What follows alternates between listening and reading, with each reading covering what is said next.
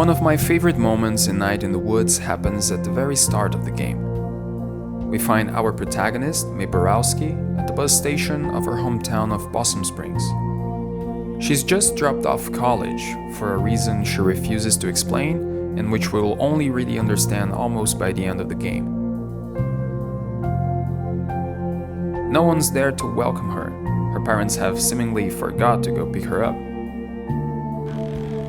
Her only company is the janitor, who doesn't seem to care much about her situation. May decides to go home walking, even though it's night. She knows her town well, after all. There are no known serial killers in its history, and the only crimes are committed by angsty young adults much like herself. She leaves the station and walks a bit, regarding how little things have changed in her absence. And that's when it happens. In the middle of the night, a sound cuts through the darkness.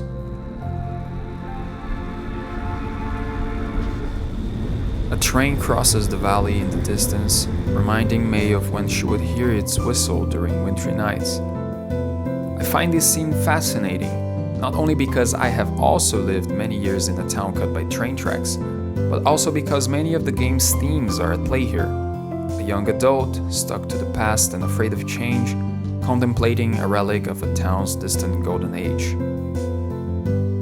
Ever since I played the first few hours of Night in the Woods, I knew I wanted to talk about it, share my thoughts and the ways in which this video game speaks to me personally. After all, I'm not so different from May. Maybe I'm also stuck to the past and afraid of change. So without further ado, I hope you stay with me for this ride.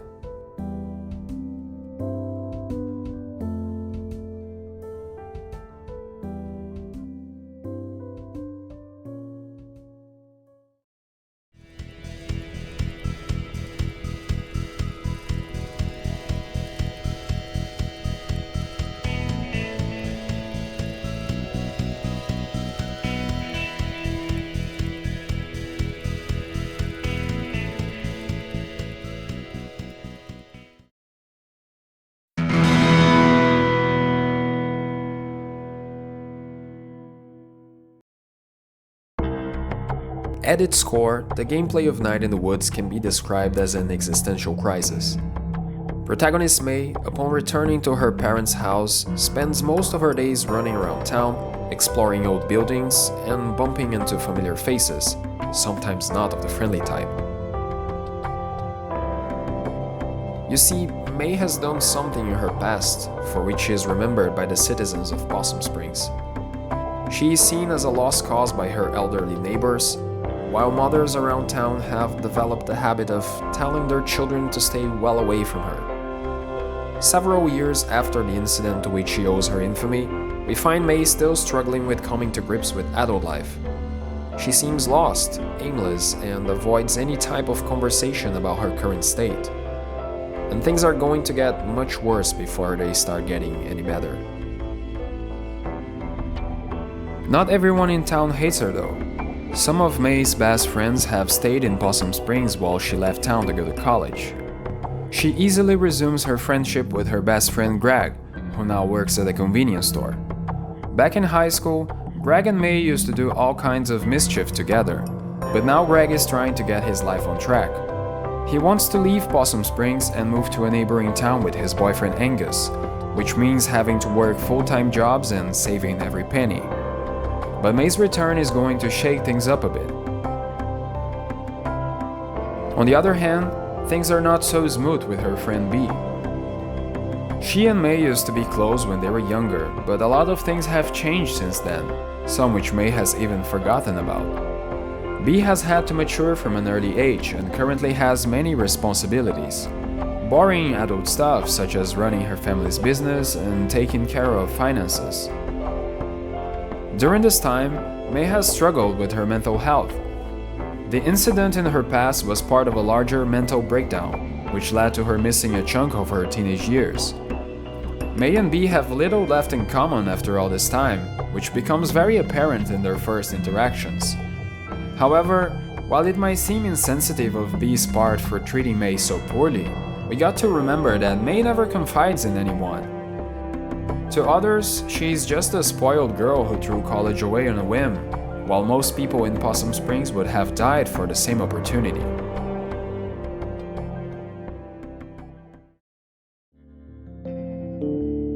During our time with the game, we get to see how these friendships develop. We really start getting a sense of May's inner struggles, through her doodles and annotations in her diary, and also through her surreal recurring dreams. We find out that she is stuck to an idealized version of her teenage years, one in which she didn't have a mental breakdown and become the town's rotten apple. She craves the freedom of being an innocent child, while at the same time seeking the respect of other adults. She is kind of a nuisance, really. Her whole town seems to be on the brink of fading away, slowly crumbling to time and capitalist exploitation. Her friends are all employed and struggling to make ends meet, dreaming of moving out of town and having a better life. Even May's family is going through financial problems because of a mortgage they took to pay for her college tuition. But there she is, waking up in the afternoon, getting drunk, trying desperately to recapture what little she can of her lost adolescence. All these elements make Night in the Woods a disguised coming-of-age novel. May is clearly facing the painful process of becoming an adult, and much like other coming-of-age heroes, such as J.D. Salinger's Holden Caulfield, she is struggling with it. But while The Catcher in the Rye focuses on Holden's vision of this pivotal moment in a young man's life, Night in the Woods shows us a broader picture through its many characters. Everyone around May is suffering with this process, especially because they have to factor the impending doom that hangs over capitalist society. Even though her friends aren't aware of the turmoil that rages deep inside May, their own struggles with becoming adults serve to reinforce her as a character. And, as we will find out later in the game, the town of Possum Springs itself is going through similar growing pains, or aging pains for that matter. While I still believe The Catcher in the Rye to be a great coming-of-age story, I think Night in the Woods is trying to tackle some other themes. Yes, the central theme of the game is growing up, but it goes hand in hand with discussions about work, capitalism, mental illness, and generational trauma. To me, a better coming-of-age story with which to compare Night in the Woods would be one of the works of Japanese literary icon Haruki Murakami. Many of his novels similarly feature young people stuck in between the allure of the past and the emptiness of present life. In his first published novel, 1979's Hear the Wind Sing, Murakami tells the story of a man in his early 20s who returns from college to his hometown over summer break. His name is never mentioned in the book, but he is commonly referred to as Boku. Back in his seaside childhood home for a brief period, Boku spends his days either drinking at a local bar with his buddy the Rat, or reminiscing about his first romantic relationships. The setup is, in a way, kind of similar to Night in the Woods. Boku, in contrast to May, is not back for good though. His trip to his hometown is a liminal period, a momentary distraction from his daily life. To Boku, life happens in Tokyo. It is where he lives now, where time moves forward. In comparison, his hometown seems to be stuck in time, as are its inhabitants. Take the Rat, for example. His father became rich during World War II selling insecticide, and now the Rat can afford to live without a care in the world. But he kind of hates it. He leads an aimless lifestyle, driving around in his car, drinking beer, and having the occasional apathetic love affair. And just like May, he quit college and he deep inside his own head. This is one of my favorite books ever. I love the carefree vibe of the dialogues, the summer atmosphere, the music references. But under this calm surface, there is a depth of emotions and things barely said which really speaks to me. Boku and the Rat talk about literature, women, and the meaning of life, but they are never completely open about their feelings. It is like there is a fence between them, something which I feel happens a lot in male friendships. For example, in one occasion, the rat asks Boku a favor, to relay a message to a certain girl he's dating. Boku never gets to do the favor though, because the rat calls it off later. We never learn what happened with the girl, and both friends seem satisfied with this vague conclusion. Like Mei, the rat is also struggling with finding a meaning in life and moving forward. Jay, the owner of the bar where they hang out, tells Boku that the rat is afraid of being abandoned. Everybody eventually leaves town, and Boku is no different, but the rat stays behind.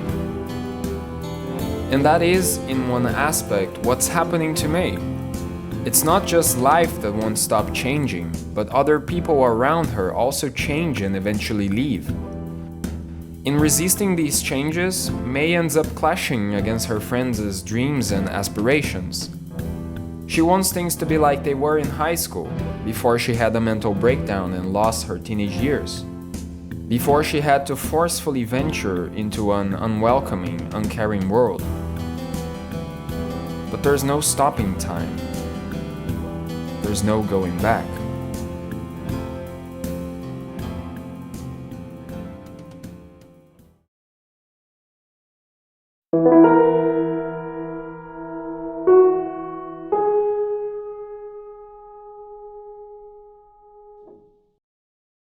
In Tam Soo-man's analysis of the first few Murakami novels, the author states that, quote, Murakami was rightly described as the fiction writer who has best captured the mixed feeling of material abundance and spiritual emptiness experienced by the Japanese in the past 2.5 decades, end quote. The rat is the perfect example of this sense of loss felt by Murakami's characters. He is surrounded by material richness, which nonetheless fails to give him a sense of purpose in life. That is in part because the wealth of his family is intertwined with the trauma of war. As the first Japanese generation to become adults after World War II, both Boku and the rat are aware, maybe unconsciously so, of a world that is slowly but surely losing all its meaning. Mark Fisher famously coined the concept of capitalist realism. In his own words, capitalist realism is, quote, the widespread sense that not only is capitalism the only viable political and economic system, but also that it is now impossible even to imagine a coherent alternative to it, end quote. This state of things stems in part from the capacity of capitalism to consume all of previous history, but also from its ability to incorporate even its most ferocious critiques. Western capitalism has been labeled as the quote-unquote end of history by the likes of Francis Fukuyama, the final step in the development of humanity. Nowhere to go from here, right? And even though it is not lacking in critics, it is in capitalism's own nature to assign a monetary value even to its contradictions. Karl Marx as a character in Assassin's Creed? Sure, why not? The future of capitalism is looking bleak? Why not call it a genre of fiction and make millions of dollars on TV shows, movies, and video game franchises? Mei's mental breakdown is also caused in part by the incapacity of capitalism to give a larger meaning to life than simply accumulating stuff. In a very important dialogue with Greg in the closing hours of the game, Mei finally opens up about the incident. We got hints along the way about the things she did, bashing a kid's face with a softball bat, but we were in the dark about why she did it. Mei tells Greg that back then something broke inside of her. She used to be able to appreciate life, but then one day things suddenly changed. Everything around her, from people to places and objects, lost its connective tissue. Nothing held together anymore. Things were robbed of their essence and showed themselves to Mei as their bare outlines, shapes. And no matter what she did, no matter where she went, things never stopped being just shapes. That's why she dropped off college and returned to Possum Springs. Her hometown, or more precisely, her idealized version of her hometown, was the only place where things were once not just shapes. Other people have analyzed Mei's character through the lens of mental health. It isn't hard to see her condition as depression, And I think that's a pretty valid interpretation, even though I'm not inclined to it. I like to think of Mei's mental breakdown in similar terms to Tam Soo-man's analysis of the characters in Murakami novels. In tackling the sense of loss in Murakami's works, the author states that, quote, "It manifests itself in forms like detachment, loneliness, emptiness, dislocation, and the ultimate denial of life," end quote. Mei's account of her existential crisis reveals such feelings, especially the feeling of being out of place, of not belonging anywhere. And it might just be that these feelings are born of capitalism, like Mark Fisher has suggested. In fact, there are signs of it all around Mei, in her hometown. Like I said before, Possum Springs is also agonizingly growing older. Throughout the game we catch many glimpses of the town's downfall. Possum Springs, like Mei, lives off the past. All around are the scattered monuments of its former glory. Its murals depict the first settlers as heroes who ventured into the unknown in order to build a future.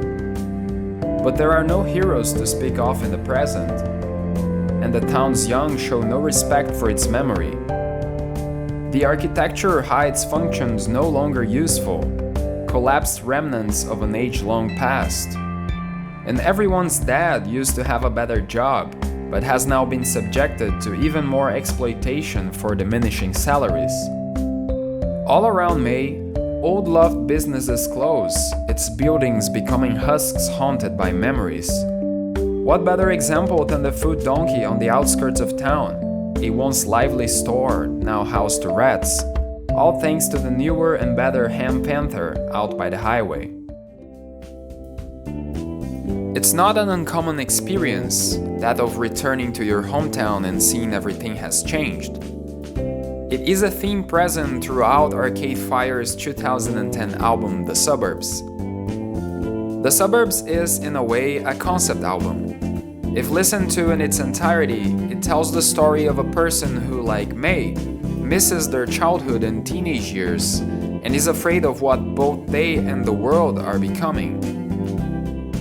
Tracks like Suburban War depict this beautifully, with its juxtaposition of memories of a childhood lived in the suburbs and images of a neighborhood disfigured by gentrification.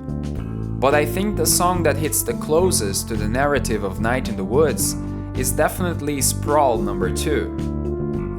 This synth-pop anthem depicts a landscape full of dead shopping malls and empty parking lots in some unnamed sprawling suburb of America. It is like the music video was shot at the parking lot of the old food donkey. And just like there are people who see beauty in the desolation of Possum Springs, Arcade Fire's magnum opus is drenched in mixed feelings of hope and nostalgia. Although much more recent than the works of Haruki Murakami, The Suburbs is also concerned with similar themes of loss, emptiness, and detachment. It is full of heartfelt odes of a newer generation, which also struggles to face a world that is quickly decaying. It focuses on suburban life and how it has changed in the last decades, because it is one of the most notorious ways in which capitalism has impacted the millennial generation. No one can deny the many advancements developed in capitalism, but one can't help but wonder what good have these advancements brought to our inner lives, our dreams and aspirations, our hometowns. While I'm not trying to tackle the complex changes in urban life in the past century, I think this is an important theme that runs through all works mentioned so far, especially Night in the Woods. The town of Possum Springs is a central character of the game. Its struggles perfectly mirror those of Mei, because they are born from the same source, capitalism, and of course from the cosmic terror that lies deep within its bowels. We will get to that shortly. What I'm trying to say is, Mei is not alone, her problems are not unique or exclusive. All of us are going through something similar because we all live in a world fractured between human and monetary values. We're all witnessing the quick devastation of nature and the looming threats of war. And amidst all of that, we're supposed to be quote-unquote normal people, to have no doubts, to find joy in work and confide only in ourselves. We are losing our sense of community, of living in a group, whether in a big city or in our small hometowns. And it's that fleeting sense of community that will allow us to deal with the ever-growing hole at the center of everything.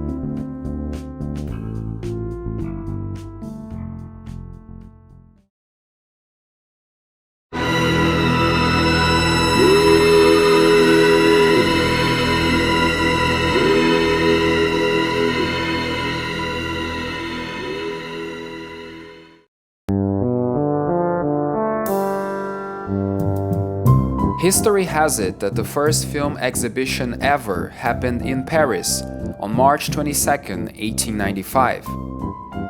On that day, the Lumiere brothers, who had been working on the development of moving pictures, screened in private for a small audience a roughly 40-second clip of workers leaving a factory in the city of Lyon. With that trivial scene of urban commuting, cinema was born. But history doesn't always get to decide what is remembered or not by future generations. I should know because I am a historian. So fate would have it that the birth of the seventh art would be remembered not by the screening of March 22, 1895, and not even by the following presentation by the Lumiere brothers, which took place on December 28 of the same year, but by the screening of The Arrival of a Train at La Ciotat Station, which happened in January 1896. The exhibition of The Arrival of a Train has become somewhat of an anecdote, and I think that's why we tend to associate the birth of cinema with it. The story goes that the audience, upon seeing a moving train coming towards them, started screaming and running in terror. They supposedly could not understand the source of the illusion and thought that a real train was about to run them over. Although some scholars have denied that such a reaction really happened that day, calling the account the quote-unquote cinema's founding myth, I like the anecdote better. I would rather believe that such a revolutionary technique inspired shock and astonishment than simply surprise or admiration. But the thing is, back in the 19th century, trains were strongly associated with many different concepts, all intertwined with the notion of progress. Strength, speed, power, trains had it all. They were seen as omnipotent machines. In fact, they redefined not only the material world, but also people's imaginations. British historian Eric Hobsbawm has said that, quote, "No other invention revealed the power and speed of the new age to the layman as dramatically as the railroad." End quote. Trains were the quote-unquote symbol of man's triumph through technology. So much so that, according to Reinhart Koselleck, the development of the railroads is a quintessential moment in what he calls the acceleration in history. Thanks to trains, people could travel much greater distances in less time without depending on the natural rhythms of the day or the seasons. All of a sudden, the flow of goods and people reached a speed never seen before. And it would not stop there.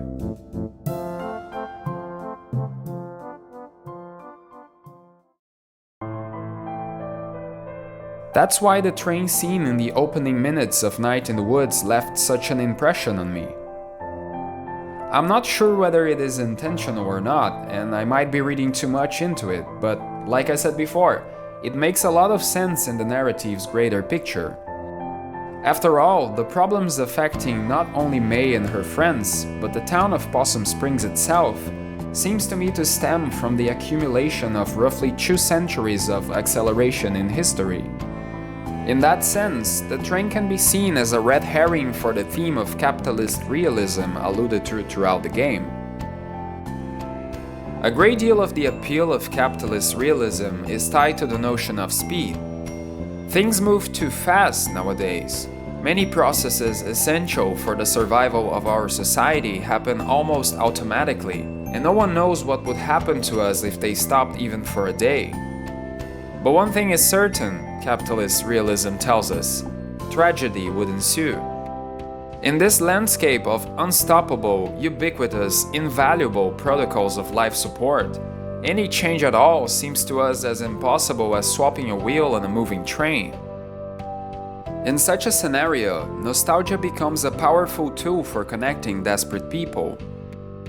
Imagining a past when things were better is not a new phenomenon, but it has got a new meaning under capitalism. Never before in the history of humankind has there been so much systematically cataloged information about the past, so easily accessible to everyone. Not only that, but capitalism has given a monetary value to the past itself. We need only look at the flood of 80s-inspired music in the last few years. Nostalgia sells. If encapsulated in a narrative that successfully blurs and distorts its bad side, the past can become a paradise, a golden age in which nothing was ever wrong. That's a bit how May sees her teenage years, before her mental breakdown, and that's how the cult of the Black Goat sees the past of Possum Springs. In the game's final hours, the story bursts into a surreal plot of cosmic horror. May and her friends, after investigating the strange disappearances in Possum Springs, find out that a group of the town's inhabitants has been feeding people to an otherworldly being inside a hole, deep within an old abandoned mine. The sacrifices have been occurring for many years, and ever since they started, the town seems to be holding on. The old folks of Possum Springs are quite literally sacrificing people to keep the facade of a prosperous community. They are feeding this thing in the hole, which prevents the town from falling apart, just like May feeds nostalgia in hopes that the past can bring her some joy. The members of the cult have created a glorified image of the past, a time when jobs were abundant, when money was flowing, when they were physically younger and healthier. But it all came at the expense of the town's quote-unquote trash, the people who they deemed unworthy. We never get a real explanation as to what the thing really is, but folks call it Black Goat. The Black Goat is a sort of deity, part of the game's rich made-up pantheon. It's not clear whether the thing inside the hole is actually the Black Goat from the stories, or if it's just impersonating it. But I like to think of it as a metaphor for capitalism. Like the Black Goat, capitalism thrives in the notion that there is no escape from it, only subjection. It feeds on people's belief that there are no other solutions, no other possible alternatives for a better, more just world. By masking the true relations that underlie it, both the Black Goat and capitalism can pose the idea of being unavoidable. Commenting on Deleuze and Guattari's Capitalism and Schizophrenia, Mark Fisher notes that the authors describe capitalism as, quote, a kind of dark potentiality which haunted all previous social systems, end quote. He compares capitalism to the creature in John Carpenter's The Thing, a, quote, monstrous, infinitely plastic entity capable of metabolizing and absorbing anything with which it comes into contact, end quote. It is pretty much like the Black Goat, this unknowable entity awaiting who knows how long inside a hole, until the day someone gullible enough stumbled upon it. And just like it is prophesied by capitalist realism, the Black Goat has occupied the horizons of the thinkable. To the members of the cult, there is no other logical alternative to prevent the town of Possum Springs from falling apart. They either feed the Black Goat or watch silently as their town fades away. Night in the Woods deals heavily, like I said, with the theme of generational trauma. Koselleck points out that the acceleration in history causes generations with wildly different experiences to coexist. In Possum Springs, the actions of one generation have deeply affected the newer ones. But that generation has itself inherited a reality built by older generations, in a never-ending thread of causality. Like in the real world, May and her friends have to live in a world shaped by someone else, before they were even born. May somehow understands the actions of the cult, because she knows what it's like to lose everything that gave meaning to one's life. But regardless, there's no way of bridging the gap that separates her and her friends from the cult members.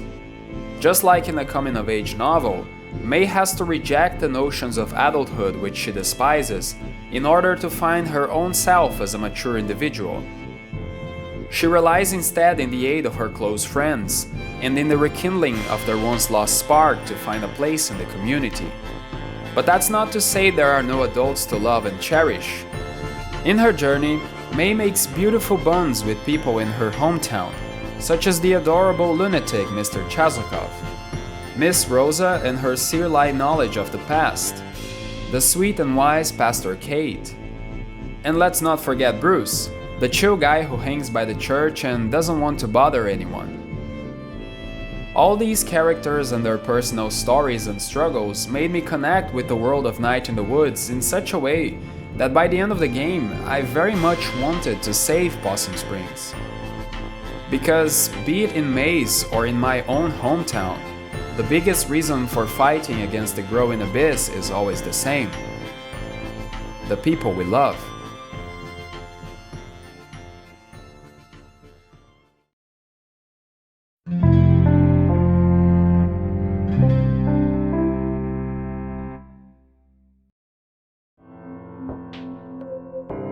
May and her friends manage to defeat the cult because they are able to rekindle their lost sense of community. And also because, deep within the earth, May confronts her demons and emerges somewhat victorious. She faces the thing that has been colonizing her dreams and thoughts for many years, the singing voice of the black goat, and decides that, no matter how painful, it's better to feel something than to helplessly fade away. In doing so, May addresses the fact that her mental breakdown, the subsuming of all reality into shapes, as well as her town's economical downfall, are not random occurrences but have all the same cause: the black goat. Or should we say, capitalism. I'm not saying that Night in the Woods has a happy ending. After all, it's implied that the cult members are dead or will be dead shortly. There's no bringing back the ones who were sacrificed, and May's life hasn't really changed in any meaningful way. We're not even sure if the true baddie has been dealt with, or if it's going to emerge somewhere again. It's an ending similar to those of The Catcher in the Rye and Murakami's Hear the Wind Sing, recollections of some crazy shit that happened to a young person. But we're left with the feeling that things can change for May. Her friends are definitely moving forward, and now, after going through everything she did, May seems to be on that same path. More importantly, for me, this game meant the opportunity of letting go of the past and finally doing something I have been dreaming of for many years: starting this channel. I knew I had to talk about Night in the Woods in my first video because I identified with many of May's struggles.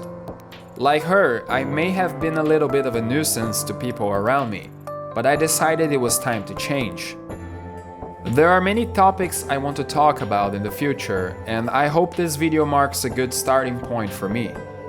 I know it has its issues, and God knows it took a long time to make, but I'm pretty happy with the result. I hope you were able to find something interesting in it, and I thank you for staying with me until the end. May you come back for the next one. Bye.